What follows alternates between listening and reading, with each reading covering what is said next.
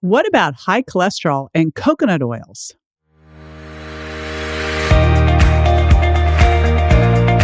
This is JJ Virgin, four-time New York Times bestselling author, celebrity nutrition expert, and fitness Hall of Famer. I've been on a lifelong quest for answers to the toughest health questions. And now I'm sharing what I found with you. Welcome to Ask the Health Expert. Joanna Vic 12 from Instagram asks, what about high cholesterol and coconut oils? Hey, it's JJ, and I'm looking forward to retiring this urban legend for good. I'll be right back with the answer.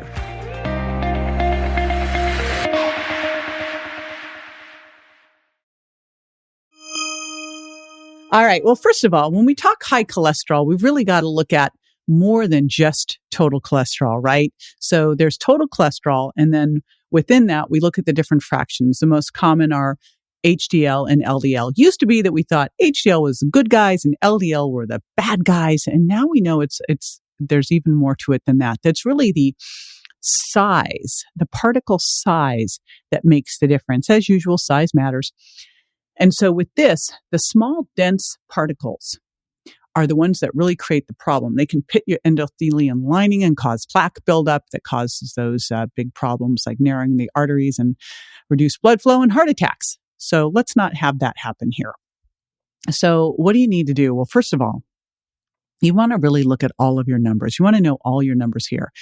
Now, in the lab tests, that would be going way beyond total cholesterol or total cholesterol, HDL and LDL. It's really knowing the size, particle size and number of both HDL and LDL, big fluffies being good in either category and small dense being bad and lots of those being even worse. You also want to look at a number LP little a. This is the most atherogenic, problematic lipoprotein there is. Along with those, you also want to look at your fasting blood sugar and insulin and hemoglobin A1C. Because if you've got elevated blood sugar, if you've got elevated insulin, you will have inflammation, and that's going to create problems with heart disease with your heart as well. And I'm imagining that you're looking at all this because you want to avoid heart problems. You also are going to want to look at homocysteine and fibrinogen, how sticky your blood is, and ferritin, how much iron you have. So really make sure, and also, by the way, another thing that can elevate cholesterol that doesn't get talked about enough is hypothyroidism. So make sure that if you are getting diagnosed with elevated cholesterol, that you, first of all, know those particle numbers and sizes, because if you've got a lot of big fluffies, even if it's high, probably fine. And then you also want to know what's going on with your thyroid, because if you're hypothyroid, that drives up bad cholesterol. That drives up the small, dense particle sizes. So you need to know that as well. What else can make your cholesterol high? Because for years it was like, oh my gosh, avoid coconut oil. It's interesting because coconut oil actually has some pretty interesting compounds. MCT, which makes it an easy fat to burn, but also it's antibacterial and antiviral compounds like monolaurin that they found in the some of the tropical islands reduce the risk of a second heart attack because of some of the viral components of heart attacks. So what the problem with fats is when fats have been artificially saturated, like the partially hydrogenated oils, or they've become oxidized, like a lot of these vegetable oils you'll see sitting in big plastic bottles in the store. They've had all the goodness taken out of them, all the vitamins, minerals, and they're just sitting there now exposed to light and oxidizing. So you want to avoid damaged fats. You want to avoid manipulated fats. And you want to make sure that the fats you are eating are as close to nature as possible, right? If they have been turned into oils, that is cold pressed and clean. So like an extra virgin olive oil and extra virgin avocado oil. But ideally you're eating nuts and seeds and not nuts that have been roasted in bad oils, right?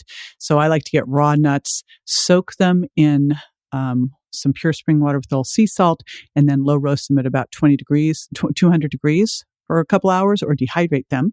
So nuts and seeds, avocado, wild fish, ghee, grass-fed ghee are some of the best fats that you can do. And for fat, it's all about that balance between omega-3s, omega-6s, omega-9s, making sure you're getting monos, polys, and sat fats. It's all about the balance. Okay, so there's fat. What else can elevate cholesterol? Well, sugar. And that's why I say also look at blood sugar, insulin, and hemoglobin A1C. But if you're eating a processed food diet, lots of carbs that are easily turned into sugar, lots of sugar, guess what? That is going to be a problem too. So follow the Sugar Impact Diet. That's a shameless plug for that, but that's why it was written, to find out where all the sugars are sneaking into your diet and how you can taper off of them and get rid of your sweet tooth for good. And then the other thing that I think is not thought about enough here and is really interesting is stress. We know stress can raise your blood sugar, and it's really interesting. I first started to see this phenomenon. I was like, okay, I knew my clients were eating healthy and they were exercising and they were getting good sleep, but they were stressed out, and just stress alone will elevate blood sugar and then can elevate insulin because of that and can break down muscle. So stress can create a major problem here too. So make sure that you are adding into life, daily life. I think of my girlfriend, Radha Agrawal. She was created Dose, that daily dose of joy. Do something every day for you. Meditate, some restorative yoga, hanging out with your dog, taking a nice walk, going and doing some grounding, something. And don't do it with guilt either. Have fun while you do it. All right.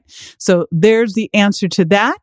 So enjoy that little bit of coconut oil or coconut milk in your Virgin Diet smoothie, and let me know how that goes. And if you've got questions, I've got answers. Just go to Instagram and DM me at jj.virgin and leave your question there.